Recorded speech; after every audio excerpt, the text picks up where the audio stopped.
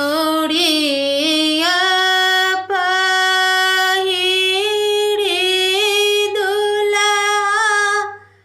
ठाड़ भेल आंगनमा से छूटे लागल हे बबुआ के माथा से पसीनमा से छूटे लागल हे बबुआ के माथा से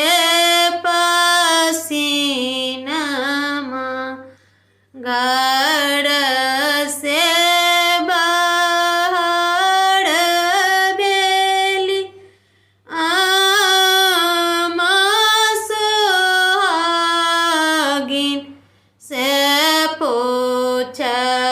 लागल हे बबुआ के आँचर से पसीनमा से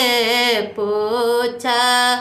लागल हे बाबू के आँचर से पसीनमा आँचर जूनी पोचिया हे अम्मा हमारो पसीनमा से हम जेबै हे राधा प्यारी के आंगना माँ से हम जेबै हे सीता प्यारी के आंगना माँ कुर्ता पहिरी दुल्हा ठाड़ भेल आंगनमा से छूटे लागल हे बाबू के देह से पसीनमा से छूटे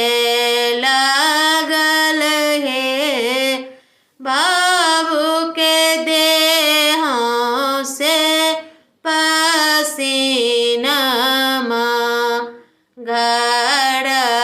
से बाहर भेली भाभी सोहागिन से पूछे लागल हे बाबू के देह से